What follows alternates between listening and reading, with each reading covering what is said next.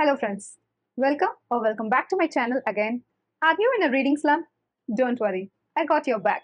Here are 10 tips and 10 book recommendations to help you get out of a reading slump.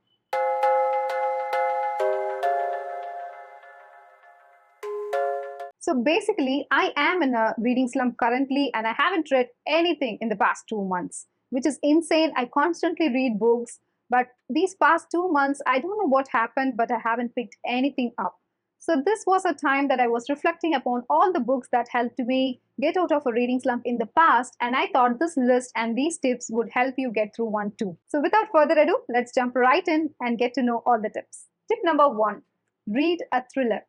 Trust me, reading a thriller book will definitely get you out of a reading slump because they are fast paced, they are page turners, you want to know what's going to happen in them, and that is the best solution for a reading slump. So, my recommended thriller book for this tip is Home Before Dark by Riley Sager. You can read basically any Riley Sager books. They are all page turners, they are all huge thrillers, they are all wonderfully engaging. But this particular thriller got me out of a reading slump personally, so I'm recommending this. So this particular story follows Maggie Holt, and her parents have recently passed away, and she is endorsed upon a family heirloom that is a mansion that is believed to be haunted. So they basically have spent 20 days in that mansion when she was a child, and they basically ran out of the room in the middle of the night. And her father wrote a complete book about it, of their experiences in that 20 days, and it was a huge infamous mansion that has been transferred to her hands now, and she has to renovate it and sell it again. So in that process, she is staying in that mansion for quite some time now, and she is facing all those hauntedness feeling again. So this story is told in dual timeline, what happened in the past and what's happening in the present, and they are kind of interwoven now, and it is so beautifully done. I read it in a single day. It is really, really fast paced, and it's really very good and very well done, and it is a wonderful thriller to check out. Tip number 2, try different formats. If you are someone who reads typical novel and a typical book format, that is 300 to 400 pages in a paperback or a hardcover, try different formats like manga or graphic novel, or try reading some books in Kindle for a change. That will definitely help you break the monotony of reading a usual book and will definitely give you a fresh feeling. So I am here to recommend two books of different formats that are not very usual ones to read. This has definitely helped me get out of a reading slump. So here they are. The first one is a manga, and that is I Want to Eat Your Pancreas by Yoru Sumino. This was a wonderful story about two teenagers. One of them is dying, the other one has recently discovered that she is dying, and the entire story plot is between their discovery of the illness and her death. It's very short timeline, and it is very, very wonderfully written. It was so profound. I immediately connected with those characters. It's really, really very good. And the format of this book is so pretty that you will end up reading it, and even if you don't want to read, it is so beautifully illustrated, and the story is also fast paced, so it is going to definitely get you out of a reading slump. The other book that has a different format is a graphic novel, and it is screams summer, and it is one of my very favorite graphic novels of all time, and that is called The Bloom by Kevin Panetta. This story also follows two teenagers. This time both of them are boys, and they are trying to find their way in their family, in their society, and everything. They are just reaching their adolescence, and one of the guy's father wants him to take over the family business, that is basically bakery, but he has different passions and he wants to pursue his passion, but the family business is tying him down. He is in a kind of crisis, and what he does is all the book is about. The entire book is monochromatic, that is pastel blue shade. It was very, very eye soothing to watch. I read it as a Kindle copy. Still, it was very, very good. And the way the illustration is made, it will make you feel what is happening there. It is set in a seaside, and the bakery, it's one of my very favorite thing in the whole world. Seaside and bakery, both of them are the things that I love. So I love spending my time in that book. It's really, really worth your time. So do check that out. Tip number 3, read books from your very favorite authors. This can help you very profoundly because you know what to expect from the writing style, you know what to expect from the story, and you know that you're going to like it because your favorite authors are never going to disappoint you. One of such book that helped me during my reading slump way before is a book from Taylor Jenkins Reid, and the book is Seven Husbands of Evelyn Hugo. Taylor Jenkins Reid books are very, very famous, and I stumbled upon one of her book. The first book that I read was Malibu Rising, and I have been reading her books continuously since then because I like the writing style, I like the drama in it, I like the way she tells her story. And this is one of a book that is very famous, and you can never go wrong with this one because this is, as the title itself grasps you, it is about seven marriages, seven husbands of Evelyn Hugo, and she is an actress in 1950s making her way through Hollywood, and she has made seven marriages and she tells her life through those marriages. It is dramatic, it speaks about feminism, it speaks about misogyny, it speaks a lot of important topics. Also, she tells about love of her life. It's really, really, really very good. I really wanted to befriend her. She is a badass woman. I wanted, it was really that good, and I did not regret reading this book during a reading slump. It is really fast paced and really worth your time. So, like that, you have to pick up a book from your favorite author in order to get out of a reading slump. Be it anyone, be it a classic, be it anything, your favorite author will definitely help you get out of a reading slump. So, tip number 4, read a short book. Short books generally don't intimidate you much. You can pick it up and finish it off within hours or within a day or two, and that will help you feel that satisfaction of completing a book very soon. So don't pick bigger books when you want to get out of a reading slump. Short books will definitely help you. One of such book that I want to recommend you today is Before the Coffee Gets Cold by Toshigasu Kawaguchi. This is perfect for reading slump, not only because it's short, also because of its structure of the book. It's like an anthology. The common theme of the book is same, but it has 4 different stories. The theme of the book is kind of sci-fi-ish or magical realism, if you might say. It is about time travel that happens in a cafe. If you sit in a particular spot, you can travel to your past. But there are certain rules to it. You can only sit in a specific spot. You can only travel to the past, not to the future. You cannot change anything about the past, and you can only visit people who have already visited the cafe. There are so many rules, and one specific rule is that you have to come back before the coffee gets cold. And 4 people travels time back in the past, and they meet their wife, one of them meet their sister, and the story goes on. There are 4 stories in it. All of them are very emotional and very soothing to read, and this is a feel good book. It's really, really very worth your time. Tip number 5, reread your earlier favorite books.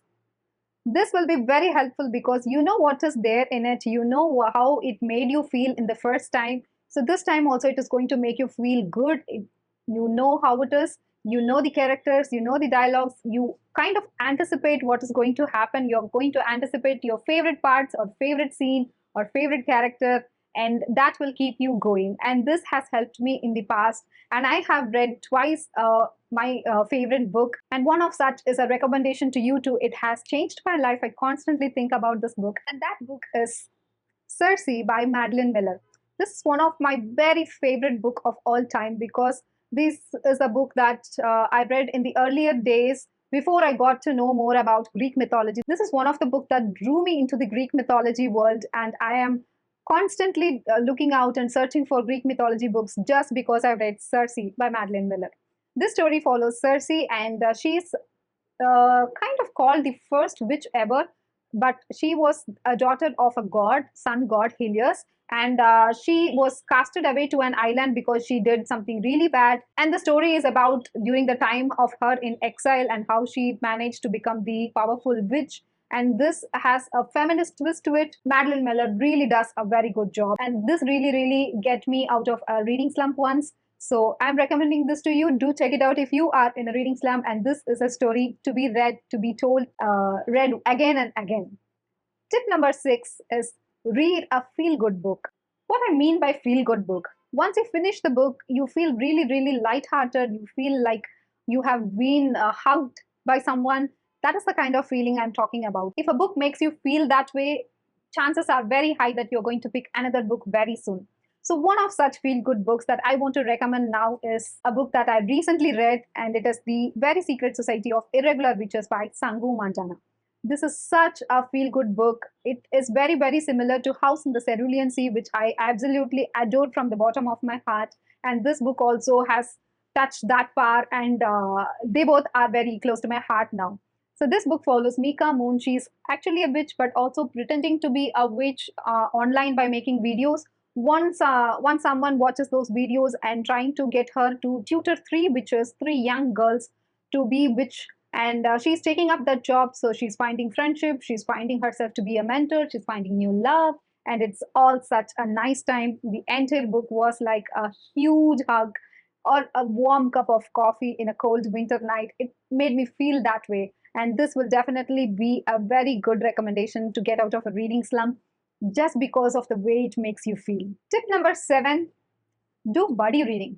If you are unfamiliar of this concept, buddy reading, it is something that you and your friend or your sister or someone you know pick up the same book and read it together. You can basically divide the book into chapters, like you can read the first 5 chapters first, and then you can discuss it, and then you set time goals and read the next 5 and then discuss it again, and so on. This is a wonderful way to get out of a reading slump. This has helped me multiple times than I care to admit now. And every book that you read as a buddy read will enhance the experience of reading a book. It will be mind blowing. Just try it for my sake once. Try buddy reading it with someone. It will definitely change the way you read, and it will definitely change the experience of reading it. You will get more out of it from the books.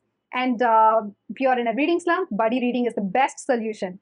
So recently I read a book that I read it with my friend Rose, and that was very hard for me to digest if I read it alone. So I read it as a buddy reading. So I'm going to share that with you. The book is The Shadow of the Wind by Carlos Ruiz Zafón. This is a Gothic literature, and this is set in Barcelona in 1950s. This is a translated work, so it was a little bit difficult for me to get into the story at the beginning. So buddy reading was very helpful for me to be motivated all through the reading experience, and without her, I wouldn't have finished this book. But not that this book was bad. This is a wonderful book, and I'm really, really very glad that I read it as a buddy read, and I could get most out of this book. So I highly recommend you to check this book out. This is a wonderful experience. So tip number 8 is read a collection of short stories. You get the gist, right? Reading short stories doesn't account to much of your time or your energy or sticking to an entire book to the start to finish. You can just pick a collection of book, and you can just read 3 to 4 pages and just get done with it. So reading a short story collection might help you get out of a reading slump because it gives you the illusion of finishing a book without even finishing a book. So I want to suggest you one such book, The Gift of Maggie and Other Stories by O. Henry.